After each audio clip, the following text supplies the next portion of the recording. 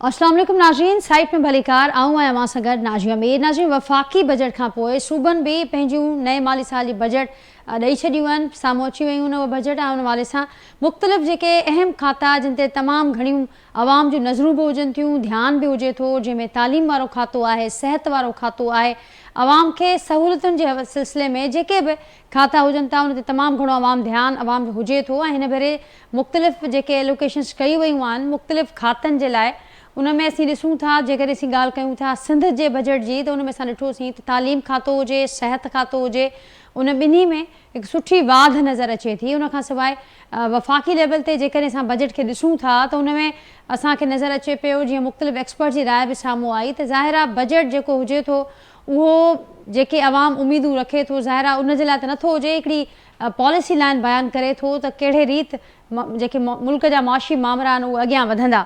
पर बहरहाल आवाम उनखे वठी करे घणियूं शयूं ज़हन में रखे थो। त हाणे हिन भेरे जेका बजट सभिनि जूं साम्हूं अची चुकियूं आहिनि, उनखां पोइ जेका इंसानी तरक़ी जी असीं ॻाल्हि कंदा आहियूं त ह्यूमन डेवलपमेंट, ऐं बार बार उन ते ॻाल्हि थींदी आहे त बुनियादी फोकस इहो ई हुजणु घुरिजे हुकूमतुनि जो, ऐं हुकूमतूं पाण बि इन शइ जी दावा कंदियूं रहनि थियूं त असांजो जेको बुनियादी फोकस इन नुक़्ते ते ई आहे त कहिड़े रीति असीं ॾुखियुनि हालतुनि में बि पंहिंजे पाण खे मैनेज कंदे, पंहिंजे रिसोर्सिस खे मैनेज कंदे को ह्यूमन डेवलपमेंट ते को कमु करे सघूं।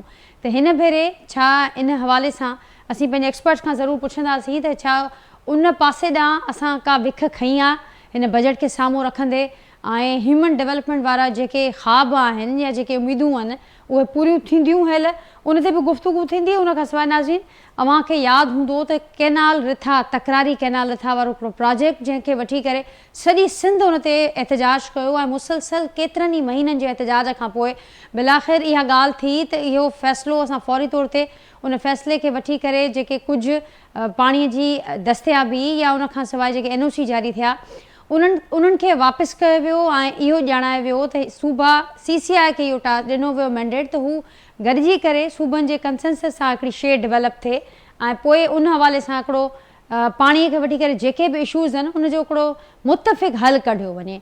बहरहाल इन ते तमामु घणी वीचारो बि वियो, ऐं ॾिठो बि, सॼे मुल्क उहो ॾिठो त केतिरे हद ताईं सिंध जे ज़ाहिर ही पाणी जियापे जो मामिलो आहे, उन ते तमामु घणी असां ॾिठोसीं त उन ते असांखे हिकिड़ी स्ट्रगल नज़र आई जेका अञा बि जारी आहे।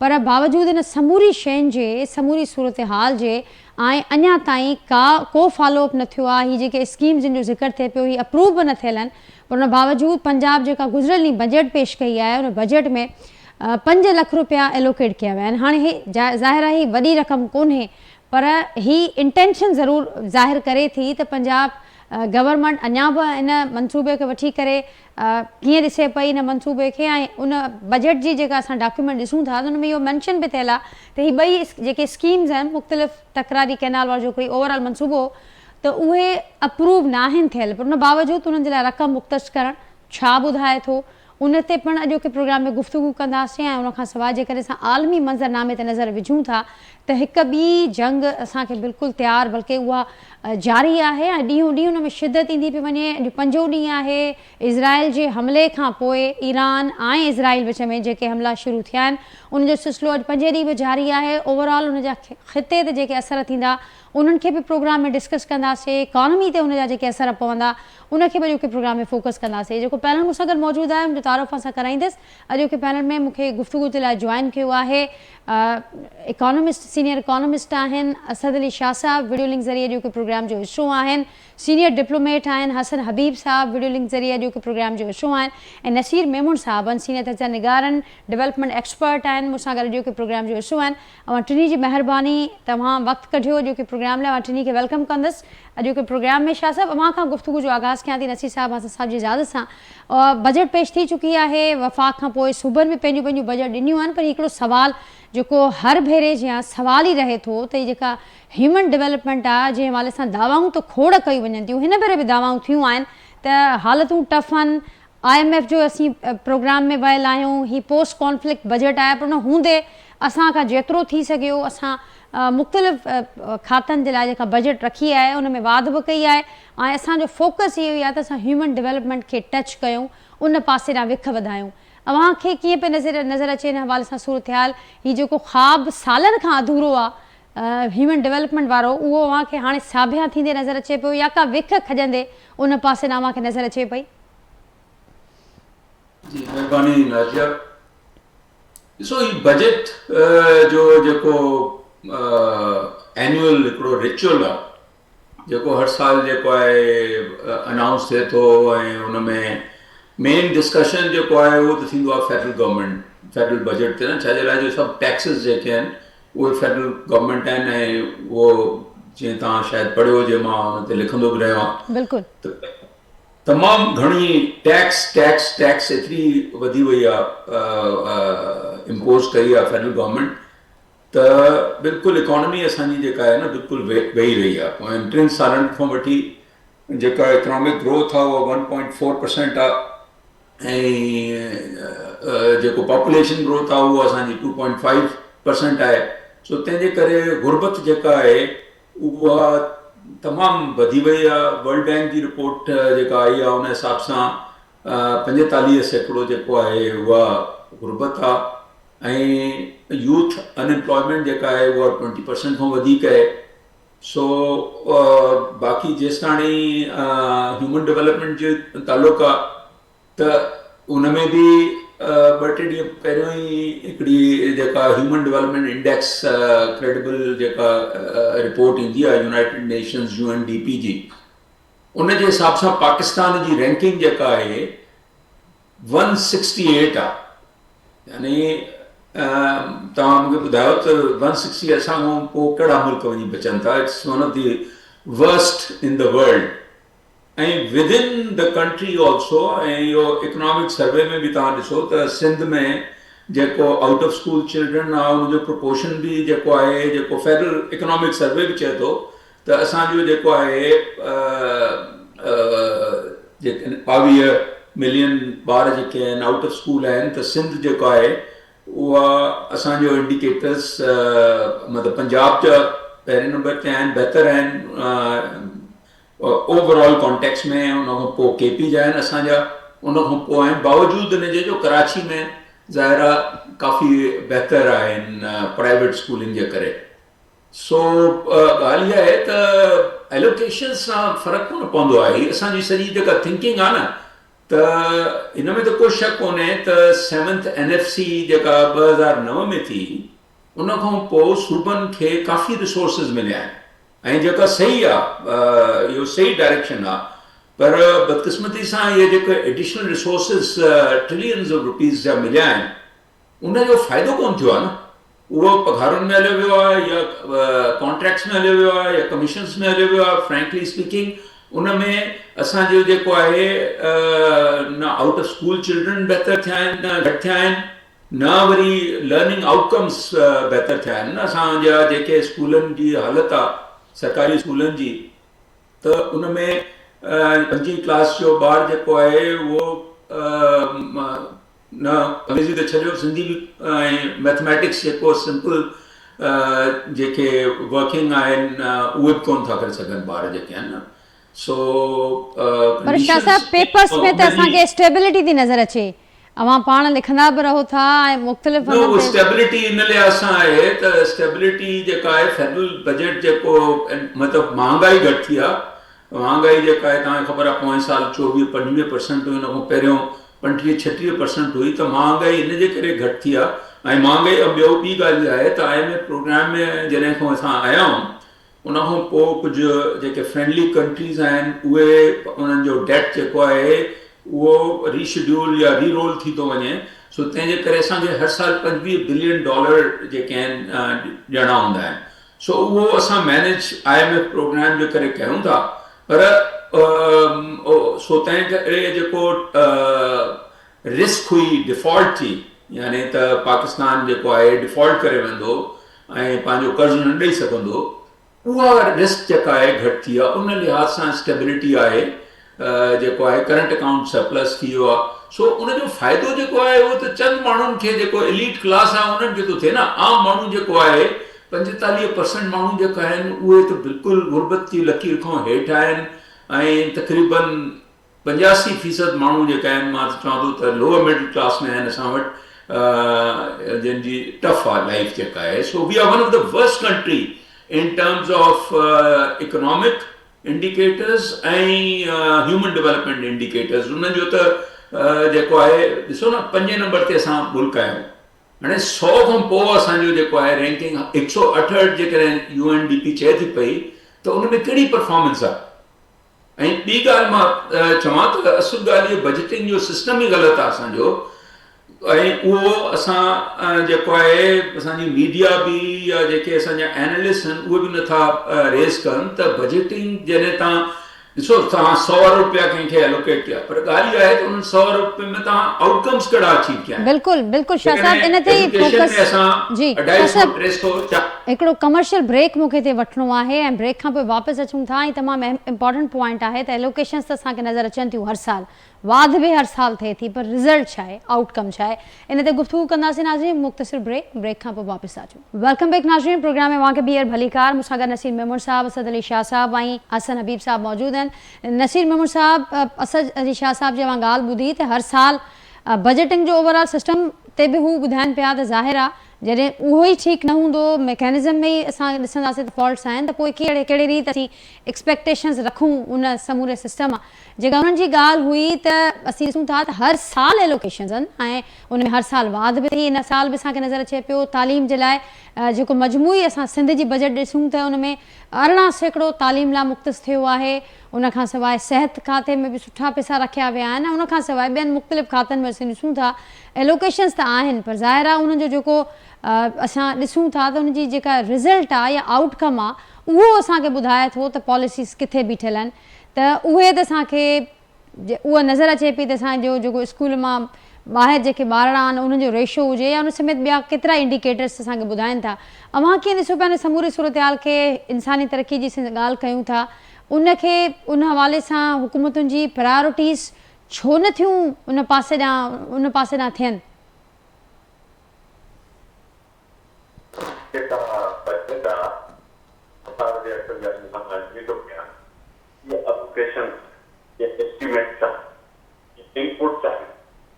दुनिया में हाणे इन खे हूंदो कर त तव्हां कुझु बना रखा तव्हां बजट में घणियूं रखूं एक्चुअल यूटिलाइजेशन ते हलो कोई पास end of the day output में नथो थिए आउटपुट बेस्ड जेका असल में पैटर्न आहे न दुनिया में जस्टण जो उहो आउटपुट बेस्ड आहे मुंहिंजो पैमानो तव्हांजे ह्यूमन डेवलपमेंट इंडेक्स आहे ऐं ह्यूमन डेवलपमेंट इंडेक्स में तव्हां 193 मां 168 के नंबर ते बीठायो तव्हां पंहिंजे हुन में लिस्ट में पाण खां हेठि तव्हां सम्झो तव्हांखे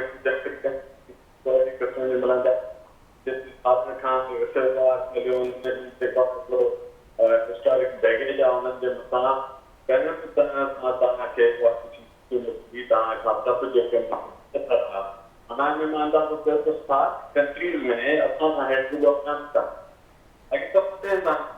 नेपाल मथे आहे भूटान मथे आहे बांग्लादेश जेको हुनखे तव्हांखे जेके ज़ाहिर कयो तव्हांजा घणो अॻिते निकिरी विया इंडिया त उहो ई घणो अॻिते श्रीलंका त नेशनल कमु कयो आहे हुते 30 साल थियो आहे हुनजे बावजूदि हुनजो तव्हां ॾिसो हुनजा IMF जेके मार्केट इंफेंट मार्केट जी रेट सभिनी में मथे असां सभिनी खां डेवलप्ड कंट्रीज़ जे रेट में पहुचे हाणे तो बुनियादी ॻाल्हि इहा आहे त जेके पैसा रखणु हाणे हुनखे पोइ तव्हां सभिनी खे ख़बर आहे पैसा रखण पुछणु पार्टनरशिप डेवलपमेंट बजट पैसा बजट जी तव्हां डिटेल में वञो विश्वास कयो 80% बजट आहे इन्वेस्टमेंट जेका 80% में क्या डेवलपमेंट बजट के अलग तव्हांखे 80% पार्टनर हुजे बिजली परफॉर्मेंस हुजे गवर्नमेंट हुजे मूंखे ॿुधायो हुन स्कूल पैसा चङो कीअं थींदो आहे केतिरो स्कूल आहे हीअ त फंड आहे हीअ त ॿुधायो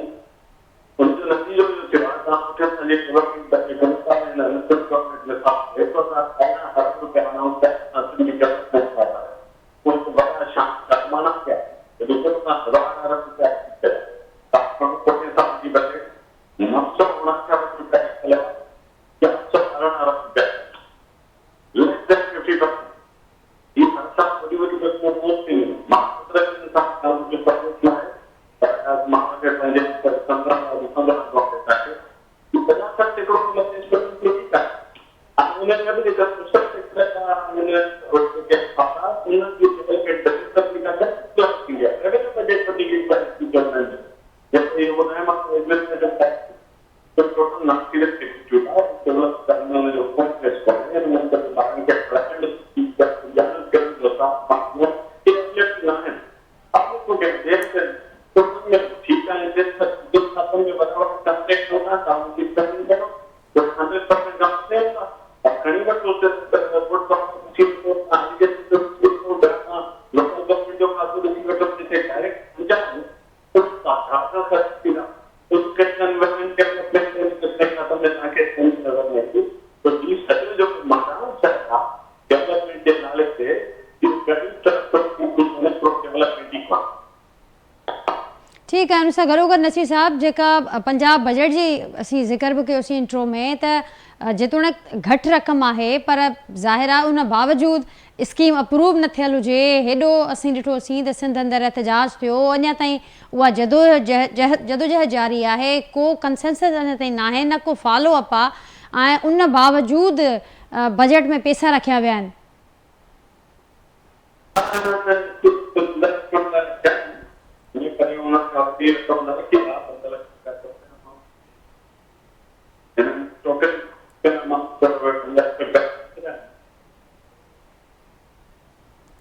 नसीर साहब जो आवाज़ सही न पे पहुचे कोशिश कयूं तव्हां सां ॿीहर राब्तो करण जी जीअं असीं अवां जो समझी सघूं मौक़िफ़ प्रोग्राम में नाज़रीन नसीर मोहम्मद साहब से राब्तो करने की ॿीहर कोशिश करूँ था मुझसे हसन हबीब साहब भी मौजूद हैं।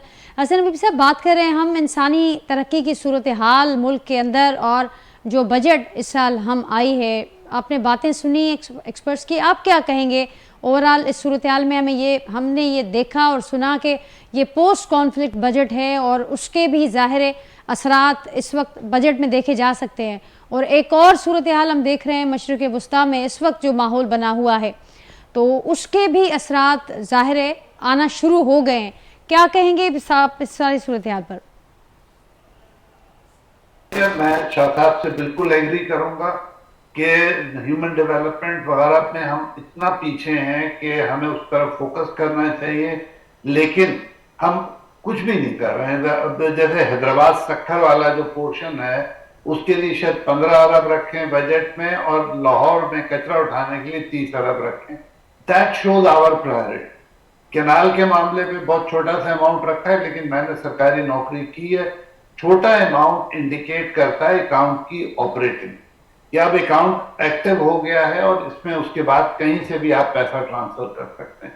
तो द वेरी फैक्ट के छोटा सा अमाउंट उन्होंने एलोकेट कर दिया है कैनाल वाले बजट को, इसका मतलब for all practical purpose the account is open और एंड फंक्शनल। जहां तक इसका सवाल है पानी के मामले में आप परेशान है, एजुकेशन के बारे में शाह साहब ने बिल्कुल सही कहा कि क्वालिटी ऑफ एजुकेशन भी खराब है, उसका कवरेज भी खराब है, यूथ अनएम्प्लॉयमेंट है और उसके बाद आप देखिए बहुत सारा यूथ इस वक्त ऑनलाइन काम कर रहा था उसको भी आप टैक्स कर रहे हैं, इंटरनेट की क्वालिटी आपकी खराब है। तो पोस्ट कॉन्फ्लिक्ट बजट तो है लेकिन इस बजट में बिल्कुल ख्याल नहीं किया गया है कि हमारी प्रायोरिटीज क्या हैं और क्या होनी चाहिए। ये बहुत ही कुछ रूटीन किस्म का बजट है। जब आपको पता है कि पब्लिक जो है वो सोलर रिलीफ ले रही थी, हैवी जो बिल्स थे इलेक्ट्रिसिटी के, तो अब सोलर पे भी उन्होंने बहुत ज्यादा टैक्स 18% टैक्स कर दिया। तो ये बजट समझ में मेरी तो नहीं आया, मैं ले मैन, मुझे इकोनॉमिक्स नहीं आती है लेकिन मुझे समझ में नहीं आया। शाह साहब ज्यादा समझदार हैं, ये आपको समझा सकते हैं। लेकिन जहां तक कॉन्फ्लिक्ट का सवाल है हमें जरा कॉन्फ्लिक्ट की तरफ भी तवज्जो देनी है। इस वक्त आप देखें ईरान की बहुत बड़ी फौज है, एक सिपाही भी नहीं लड़ रहा। लड़ कौन रहे हैं?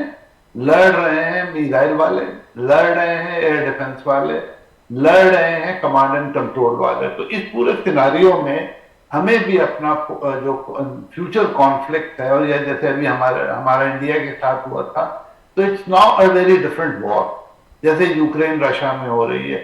और आप ये देखिए वर्ल्ड का एटीट्यूड कितना कैलस है। ट्रंप साहब ने तेहरानियों को कहा कि वो शहर छोड़ के चले जाएं। अब ये इंसानियत की जो लोएस्ट फॉर्म हो सकती है वो है, इसको आप एथनिक क्लिंजिंग कह लें, इसको आप रिलीजियस क्लिंजिंग कह लें, इसको आप इनह्यूमन बिहेवियर कह लें। हिस्ट्री में कभी मॉडर्न हिस्ट्री में ये नहीं हुआ था कि आप एक मुल्क के लोगों को कहें कि भाई आप अपना शहर छोड़ के चले जाएं, जैसे वो इंसान नहीं है। تو یہ میرے نظریے, اور یہ اس وقت آپ دیکھیں G7 نے پیس یا سیز فائر کی کوئی بات نہیں کی, وہ ایران کو پنش کرنا چاہتے ہیں. ایران کی سزا کیا؟ ایران کا بم نہیں ہے. آپ کو پتا ہونا چاہیے کہ اس جو کرنٹ کانفلکٹ ہے اس کے بعد ایران بم بنانے کی طرف جائے گا, بالکل مجھے پورا یقین ہے. اس سے پہلے نہیں تھا. امام خمینی کا ایک فتویٰ وہ فالو کرتے ہیں جس میں ویپن آف ماس ڈسٹرکشن منع ہے, اور ان کا اپنا جو ریفائنمنٹ لیول ہے, یورینیم کا انریچمنٹ لیول, وہ 60% ہے. ابھی وہ بہت دور ہے 90% سے جو ویپن گریڈ ہوتا ہے. تو ایران کو بلا وجہ سزا دی جا رہی ہے اس لیے کہ اسرائیل کے ایجنڈے میں ایران کو سزا دینا کمپلسری ہے. پچھلے 25 سال سے نتنیاہو صاحب یہ کر رہے ہیں. اور آپ یہ بھی یاد رکھیے, اس کو ہم نیوکلیئر اپارتھائڈ کہہ سکتے ہیں. نارتھ کوریا نے بم بنایا ہوا, اس کے لیے انہوں نے کیا کیا؟ کوئی کبھی اس پر کوئی بم گرانے کی کوشش کی, کبھی اس کے کمانڈ اینڈ کنٹرول کو ٹچ کیا نہیں کیا. انڈیا نے پچھلے چند سالوں میں 20-30 ایٹم بم مزید ایڈ کر لی. پہلے وہ پاکستان سے کم تھا, وہ اب ہم سے اوپر ہے. ان سے کسی نے نہیں پوچھا. اسرائیل خود تقریباً 300 سے 400 ایٹم بم لیے بیٹھا, ان سے کسی نے نہیں پوچھا کہ بھی کیا کر رہا ہو. تو یہ جو ورلڈ ہے اتنی ظالم ہو گئی ہے. اور آپ یہ دیکھیے کہ نیبرز, اللہ رحم کرے, ایران کے جتنے بھی نیبرز ہیں ان سب نے ان ایفرٹس میں ایران کے خلاف ساتھ دیا. جہاز سیریا پہ سے فلائی کر کے آئے, کسی اور ملک پہ ریفیولنگ کر رہے ہیں. آپ ایک منٹ کو سوچیں, دیر از نو نیبرلی ریلیشن کا کوئی کانسیپٹ ہے, نہ کوئی ریلیجس کانسیپٹ ہے. ان حالات میں اگر ہم اس طرح کے بجٹ لائیں گے جیسے ہم لا رہے ہیں, جس میں ہم ایجوکیشن کو فوکس نہیں کر رہے ہیں, ہم جس میں ہیلتھ کو فوکس نہیں کر رہے ہیں, بیسک ہیومینٹی پہ نہیں کر رہے, تو ہماری عوام تو ہم سے ویسے ہی بیدار ہوں گی. دشمن کے لیے تو ہر آدمی تیار ہوگا کام کرنے کو. تو ہمیں بہت زیادہ احتیاط کی ضرورت ہے. موجودہ زمانے میں اپنے لوگوں کو ڈیولپ کرنے کی ضرورت ہے, اپنی بزنسز کو پروموٹ کرنے کی ضرورت ہے. بزنس مین بھی خوش نہیں ہے, جن سے میری بات ہوئی ہے, they are all unhappy with the budget. Lower wages والوں کو کوئی ریلیف نہیں دیا گیا. جو تھوڑا سا بقول ان کے انکم ٹیکس میں ریلیف دیا ہے سیلری کو, وہ بھی اتنا کم ہے کہ میرے خیال میں جو 30 لاکھ کماتا ہے سال میں تو 1 لاکھ کا فائدہ ہے. This is not an actual relief. کم از کم تو 10-15% کا ریلیف ہوتا, تھوڑا سا مڈل کلاس سانس لیتی. تو آپ دیکھتے کہ جو لوور کلاس ہے وہ بھی پولن ہوتے. اب موجودہ زمانے میں, پہلے میں جانتا تھا بہت سارے لوگ ڈرائیورز رکھتے تھے, ایک سے زیادہ میٹ رکھتے تھے. اب اتنے ٹائٹ حالات انہوں ڈرائیورز کو فارغ کر دیا, خود گاڑی چلاتے ہیں جیسی بھی چلائیں, اور میٹس بھی مشکل سے ایک آدھ رکھتے ہیں. تو یہ جو ان امپلائمنٹ بڑھ رہی ہے اس کا ایک ریزن یہ بھی ہے کہ جو مڈل کلاس ہے اس کو ہم مسلسل کرش کر رہے ہیں, اور اب میرے خیال میں تقریباً نہ ہونے کے برابر. ان حالات میں اس طرح کا بجٹ جو ہے وہ کوئی بہت اچھی سائن نہیں. ٹھیک حسن صاحب, آپ ہی کی بات کو آگے بڑھاتے ہوئے اسد علی شاہ صاحب, अवां छा चवंदो जेका ॻाल्हि हसन साहब कनि पिया त ज़ाहिर आहे जॾहिं अहिड़ो माहौल हूंदो ऐं मुसलसल चैलेंजिस असां वटि मौजूद बि आहिनि, ऐं जेका सूरत हाल असीं ॾिसूं था आलमी मंज़रनामे में त मुसलसल चैलेंजिस अञा वधंदड़ नज़र अचनि पिया. ऐं हिन सूरत हाल में पंहिंजे माण्हुनि ते इन्वेस्ट करणु, पंहिंजे माण्हुनि खे डेवलप करणु वे फॉर्वर्ड हुजणु घुरिजे, प्रायोरिटी हुजणु घुरिजे, जेका नज़र न पई अचे, जंहिंजा जेके असर हूंदा उहे ख़राबु साम्हूं अची बि रहिया आहिनि, वञा बहितर सां साम्हूं अची सघनि था. अवां कुझु एड कंदो हुन में, ऐं गॾोगॾु हीउ जेको हलंदड़ कॉन्फ्लिक्ट आहे इन जा कहिड़ा इम्पैक्ट्स तव्हां ॾिसो पिया ओवरऑल, जेको असांजो रीजन जी जेका मैशियत आहे उन ते, असांजे मुल्क जे लाइ छा ॾिसो पिया? जी नाज़िया, ह्यूमन डेवलपमेंट ते असां ॻाल्हि कईसीं, और मां एजुकेशन जी ॻाल्हि कई. इहो बि असांखे ख़बर आहे त असांजा हिकिड़ो त ॿार स्कूल कोन था वञनि, जेके वञनि था उन्हनि जी लर्निंग आउटकम्स उन्हनि जी कोन आहिनि. 21वीं सदी में असांजा जेके हाल आहिनि असां कम्पीट कोन था करे सघूं दुनिया सां. तंहिंजे करे ई असां जेको आहे असांजी इकोनॉमिकली जेको आहे उहो बि असां 100 कंट्रीज़ खां पोइ ते आया आहियूं मुंहिंजे ख़्याल में, पर कैपिटल इनकम जे हिसाब सां बि, ऐं पॉवर्टी वग़ैरह में त तमामु we are one of the worst countries. उन खां अलावा ॿार जेके आहिनि 38% असांजा ॿार स्टंटेड आहिनि, उनजी नशोनुमा कोन्हे उन्हनि खे. त उहो बि मां तव्हांखे ॿुधायां त सिंध में तमामु घणो आहे इहो सिंध ऐं बलूचिस्तान में.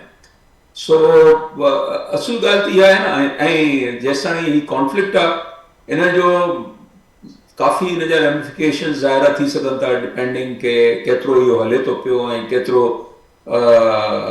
एस्केलेट थिए थो इहो. पर हिकिड़ो इम्पैक्ट जेको आहे उहो त इमीडिएटली थी वियो आहे न, त ऑयल प्राइस जेका आहे उहा ऑलरेडी वधी वई आहे 10-15% जेको आहे. सो जेको थोरो घणो बजट में एक्सटर्नल अकाउंट में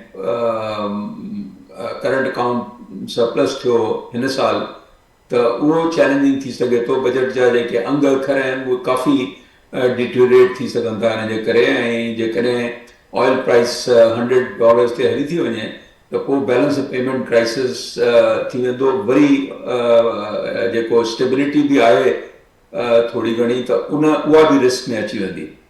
पर असुल ॻाल्हि इहा आहे त ही जेको असांजूं पॉलिसीज़ आहिनि उहे पोयनि 40-50 सालनि खां वठी continuously they have not worked. उनजो को फ़ाइदो बतदरीज जेका आहे मुल्क ऐं सूबा, असांजो सूबो बि मुंहिंजे ख़्याल में असां बजाए अॻिते वधण जे असां पोइते थींदा था वञूं दुनिया जे मुक़ाबले में. ऐं उनजी वजह इहा आहे त का अकाउंटेबिलिटी कोन्हे का आउटकम्स ते. कोई पुछण वारो कोन्हे त एतिरा जेके ट्रिलियंस ऑफ रुपीज़ टैक्स जेको आहे माण्हुनि खां तव्हां कलेक्ट कयो था, ऐं उहो ज़ाहिर फेडरल गवर्नमेंट थी करे कलेक्ट करे. ऐं पोएं साल जे मुक़ाबले में एतिरी ख़राबु इकोनॉमी में बि FBR तक़रीबन 26% वधीक जेको आहे टैक्स कलेक्ट कई आहे. ऐं अहिड़े नमूने सां हिन साल बि तक़रीबन 19-20% जेको आहे टारगेट आहे त कलेक्शन वधाईंदा.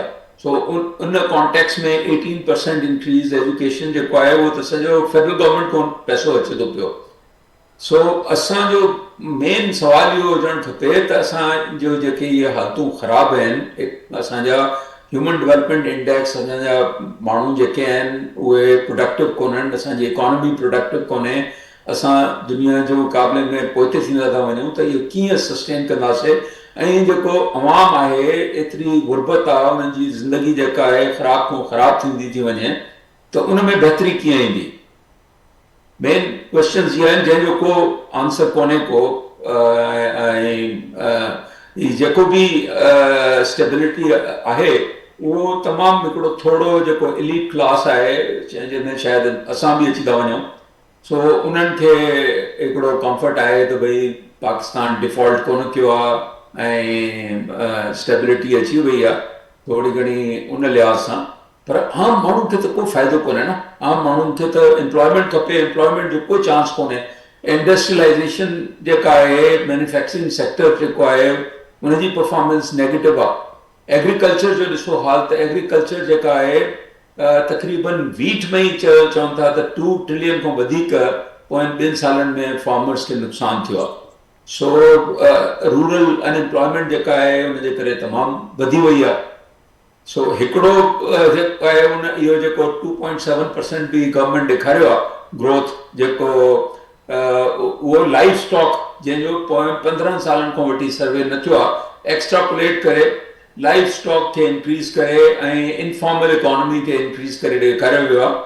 त हाणे हिन महिल इहा बि हिकिड़ी अजीब ॻाल्हि आहे त पाकिस्तान में असांजो जेको लाइफ स्टॉक जी कंट्रीब्यूशन आहे, तव्हां इहो सोचो त GDP में 15% जेको आहे उहा लाइफ स्टॉक जी कंट्रीब्यूशन थी वई आहे.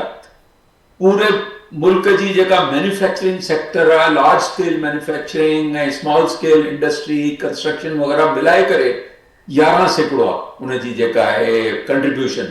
त हाणे इहो जेकॾहिं असांजो मुल्क इहो थी वियो आहे, जेकॾहिं इहा सची ॻाल्हि आहे, त मूंखे ॿुधायो न त हिन टेक्नोलॉजी जे दौर में हीउ मुल्क असांजो अॻिते कीअं वधंदो. बिल्कुलु शाह साहब, तमामु अहम सुवाल आहिनि. जीअं अवां बि चयो त हिन जो जवाबु हाणे जिन खे ॾियणो आहे, जिन खे कढणो आहे, जिन पॉलिसी मेकर्स वटि ज़ाहिर आहे उहे पावर्स आहिनि, उहे इख्तियार आहिनि, उहे न उन्हनि वटि त इहो मामिलो ई असीं कोन था ॾिसूं, न इहे सुवाल न इहे जवाब. उन्हनि जी जेके साम्हूं अचनि थियूं दावाऊं या स्टेटमेंट्स वो बिल्कुल मुख्तलिफ हैं ज़मीनी हकीकतुन खां। हसन साहब, आप मुझे ज़रूर ये बताइएगा, जैसे आपने भी कहा कि ज़ाहिर है फिर एक्सप्लॉयटेशन के चांसेस बढ़ जाते हैं अगर इस तरह की सूरत हाल मुसलसल प्रिवेल करती रहे मुल्क के अंदर। ये जो हालात हम देख रहे हैं इसके संभलने का आप कोई देख रहे हैं कोई इम्कान? ऐसा वक्त जब हम देख रहे हैं कि अमेरिका और मगरबी ममालिक की जानिब से खुली हिमायत, इज़राइल के अज़ाइम क्या हो सकते हैं, ये मामला कहाँ तक आप जाते हुए देख रहे हैं? और साथ साथ हमें ये भी बताइएगा कि इस वक्त ऐसा वक्त जब हमने देखा कि पाक भारत जंगबंदी के बाद पाकिस्तान, इस्लामाबाद और वाशिंगटन के ताल्लुकात हमें कुछ बेहतर होते दिखाई दिए, मजबूत होते दिखाई दिए, फील्ड मार्शल भी इस वक्त दौरा अमेरिका पर हैं, तो ओवरऑल क्या सूरत हाल आप बनते हुए देख रहे हैं आलमी मंजरनामे पर? देखिए, फिलहाल तो सारा फोकस ईरान पर है। अमेरिका जो है इस वक्त तैयार है जंग में कूदने के लिए, और अमेरिका की जरूरत इसलिए पड़ रही है इजराइल को कि जो ईरान की अंडरग्राउंड फैसिलिटीज है, खासतौर पे फर्दो वाली, उसके लिए अमेरिकन B-1B बॉम्बर्स चाहिए। और वो जो सबसे बड़ा दुनिया का बम है जिसको MOB कहते हैं, मदर ऑफ ऑल बॉम्ब, वो बंकर बस्टर के तौर पे होगा। अगर वो इस्तेमाल हुआ फर्दो पे तो जाके ईरान की जो कमर टूटेगी न्यूक्लियर रिप्रोसेसिंग की। ईरान के बाद जो है वो नंबर हमारा ही आ, क्योंकि इजराइल के जो दो बड़े दुश्मन हैं दुनिया में, उनमें एक ईरान है और उससे बड़ा पाकिस्तान है। देखिए, ईरान के पास तो बम भी नहीं है और उसके बावजूद उसको सजा मिल रही। हमारे पास तो बम भी है। मौजूदा जो रप्रोचमा हमें नजर आ रहा है वॉशिंगटन में और पाकिस्तान में, वो पॉलिटिकल से ज्यादा मिलिट्री है। हम उनकी एजेंडा जो है एंटी टेररिज्म वाला, उस पर उनके साथ कोऑपरेट कर रहे हैं, एक्शन भी करते हैं, इंटेलिजेंस भी जमा करते हैं, तो अमेरिका खुश है। लेकिन अमेरिका किसी वक्त भी चेंज हो सकता है। देखिए, अमेरिका की पॉलिसी 1 मिनट में चेंज हो सकती है। और अभी जैसे वो टेबल टॉक पे बैठे थे और अब वो ईरान को पनिश करने के लिए खड़े हो गए। तो इस तरह के अनस्टेबल मुल्क के साथ जो अपनी सिर्फ फोकस करे इंटरेस्ट के ऊपर, उसके साथ ताल्लुकात जो है उनको आप ना ही गिने तो बेहतर है। अब रह जाता है हम क्या करें। अब हमारे लिए तो आपने सुन ही लिया शायद आपको कि स्टंटेड ग्रोथ है। मेरा अपना ड्राइवर जो है, यकीन माने, वो मुझसे आधा वजन उठाता है। I'm 70 years old और मैं उससे दुगना वजन उठाता हूँ। क्यों? उसकी ग्रोथ ही नहीं। अब आप अगर ये हमारी कौम होगी तो हम क्या लड़ेंगे और क्या अपना दिफा करेंगे। प्लस देखिए, शाह साहब से माजरत के साथ मेरा ख्याल है कि हमारा थ्रू आउट मसला इकोनॉमिक्स में या बजट में ये रहा है कि we are ruled by bankers. Bankers जो है वो सिर्फ फिगर्स में लाते हैं, 10 रुपए आए, 8 रुपए इधर गए, 2 रुपए उधर गए, हिसाब में लाके चले जाते हैं।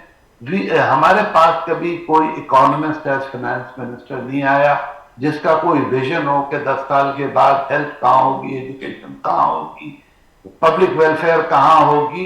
ये सब है ही नहीं। देखिए, बड़े बड़े प्रोजेक्ट्स बन रहे हैं, रोड बन रहे हैं, पुल बन रहे हैं, स्कूल, कॉलेज, यूनिवर्सिटी, रिसर्च कोई नहीं हो रही। ये सब जो बड़े वाले हैं, जैसे शाह साहब भी कह रहे हैं और बाकी लोग भी कहते हैं कि बड़े प्रोजेक्ट में बड़े कॉन्ट्रैक्टर को पैसा, बड़ा उसमें commission and so corruption, what ever U call it. तो हमें बहुत एहतियात से अपने सिस्टम को देखना चाहिए, अपनी प्रायोरिटीज को रीविजिट करना चाहिए, दुनिया को देखना चाहिए। अब आप देखें, अफ्रीका के छोटे छोटे मुल्क हैं, उन्होंने अपने आप को ट्रांसफॉर्म कर लिया है। अमेरिका की कोई सपोर्ट नहीं है, यूरोप की कोई सपोर्ट नहीं, वो अपनी कोशिशों से आगे जा रहे हैं। हम जो है वो अभी भी $1 बिलियन IMF से लेने के लिए सर के बल खड़े हो जाते हैं सोलर पे। अब आप ये देखिए कि पेंशनर्स को और अपने एम्प्लॉइज को तनख्वाह देने के लिए भी हमें IMF से NOC लेना पड़ता है।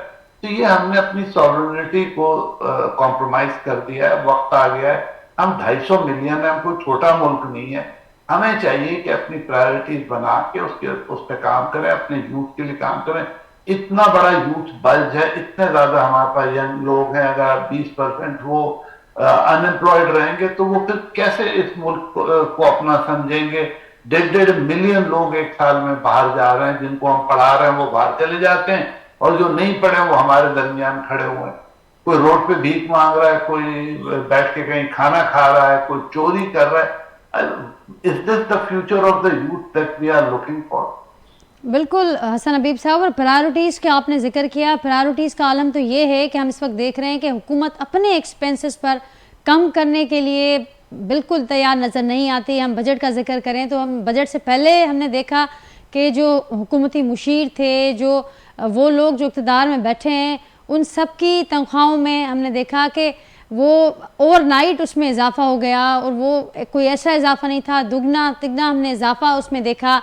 इसके बाद चेयरमैन सेनेट, स्पीकर, इनके सैलरीज़ के जो मामला था वो भी हमारे सामने आया।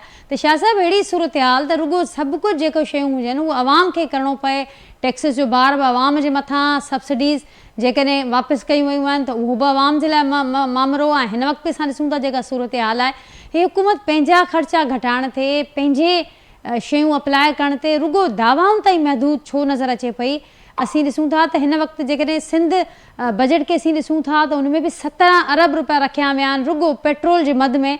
त उहे जेके हुकूमती मुशीरा आहिनि या हुकूमती माण्हू आहिनि, उहे उन्हनि जो जेको पेट्रोल हूंदो उनजो ख़र्चो 17 अरब खां वधीक रखियो वियो आहे। इन समेत खोड़ अहिड़ा मिसाल मौजूदु आहिनि। हुकूमत पंहिंजे पासे ते छो न पई ॾिसे? मां हिन ते छा चई सघां, बिल्कुलु तव्हां सही था चओ। ॻाल्हि इहा आहे न, मां उहो ई एग्ज़ाम्पल ॾींदो आहियां त दुनिया जो जेको अमीर तरीन मुल्क आहे हिन महिल अमेरिका जेको आहे, प्रेसिडेंट 16-17 वज़ीर आहिनि हिते मिनिस्टर सां, तक़रीबन उन्हनि जी जेका आहे 55-56 ट्रिलियन डॉलर जी इकॉनमी आहे, उहे मैनेज कनि था। असांजी $400 बिलियन जी इकॉनमी आहे, मतिलबु peanuts compare to one of the poorest country. ऐं असांजी जेका कैबिनेट, फेडरल कैबिनेट जेका आहे, उहा 50 वज़ीरनि खां घटि कोन हूंदी आहे, 50 सेक्रेटरी हूंदा आहिनि। अहिड़े नमूने सां जेके सूबनि खे जेकॾहिं तव्हां ॾिसो त कैलिफोर्निया जेको आहे अमेरिका जी वॾे में वॾी स्टेट आहे, दुनिया जी वॾे में वॾी स्टेट आहे। उते गवर्नर, उन जा वज़ीर जेके आहिनि, गवर्नर जेको कमु हलाए थो पियो, लीड कंदो आहे, त 9 या 10 वज़ीर हूंदा आहिनि सूबे में। असां वटि हर सूबे में, बलूचिस्तान में बि 40-40 वज़ीर आहिनि। सो तंहिं करे इहो बि तव्हां एग्ज़ाम्पल जेको ॾिनो त हिन सूरत हाल में जॾहिं त माण्हू गुरबत जेका आहे उहा एतिरी वधी वई आहे ऐं माण्हुनि खे मतिलबु अनएम्प्लॉयमेंट तमामु घणी आहे, त उन स्टेज ते एतिरा % वधीक सैलरी इंक्रीज़ करणु स्पीकर जी ऐं पंहिंजो चेयरमैन सेनेट जी, त हालांकि उहो ओवरऑल कॉस्ट त हुन सां एतिरी न वधंदी, पर इहे इंडिकेशन्स आहिनि न। सो इहो बिल्कुलु ग़लति अप्रोच आहे, मां सम्झां थो पियो, ऐं बिल्कुलु हार्टलेस अप्रोच आहे इहो। ऐं ग़रीब माण्हू खे त उन्हनि खे अनएम्प्लॉयमेंट आहे। बिजली जो सूरत हाल जेकॾहिं तव्हां ॾिसंदो त बिजली 50 रुपयो 60 रुपयो जेको आहे पर यूनिट थी वई आहे, उहे अफोर्ड कोन था करे। सिंध में त ख़ैर आहे ई कोन, रूरल एरियाज़ में 10-12 कलाक जेका आहे बिजली आहे कोन। ऐं थोरो घणो माण्हू जेको आहे सर्वाइव कनि पिया पंहिंजो सोलर ते 2-3 प्लेटूं वठी ऐं कुझु न कुझु जेको आहे उन सां सर्वाइव कनि पिया। हाणे उन ते बि 18% जेको आहे सेल्स टैक्स लॻाई वई आहे, विच इज़ तमामु मुंहिंजे ख़्याल में एडवर्स ऐं ग़लति स्टेप आहे इहो बि। सो मां बिल्कुलु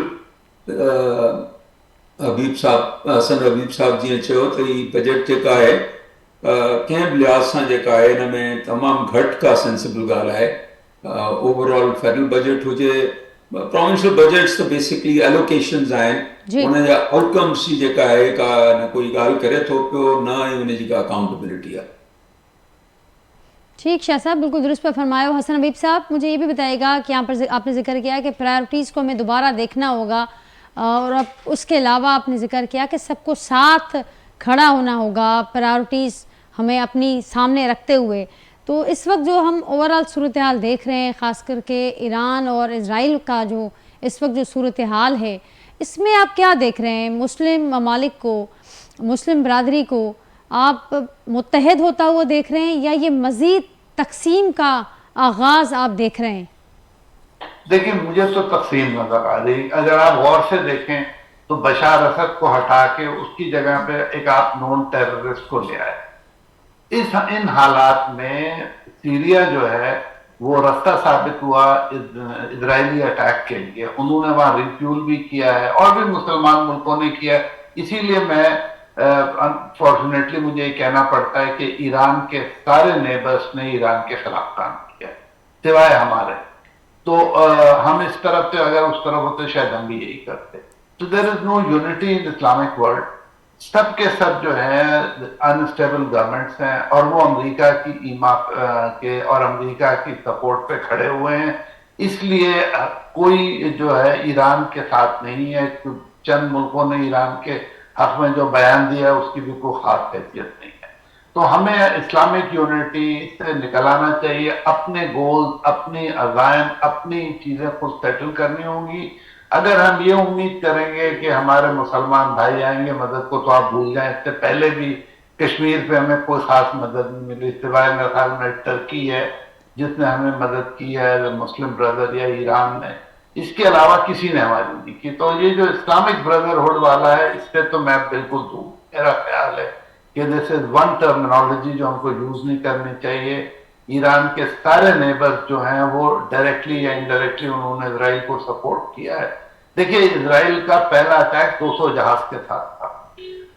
فلی لوڈڈ بامبرز تھے F-35. وہ بغیر ریفیولنگ کے واپس نہیں پہنچ سکتے تھے. انہوں نے یا آتے میں ریفیول کیا ہے یا جاتے میں ریفیول کیا ہے. جو ریفیول کیا ہے وہ تھوڑے دن میں آپ کے پاس سیٹلائٹ پکچرز آ جائیں گی, سب کو پتہ چل جائے گا. ایران نے جتنی ریزسٹنس کی ہے میرے خیال میں اس سے زیادہ شاید وہ نہ کر سکے.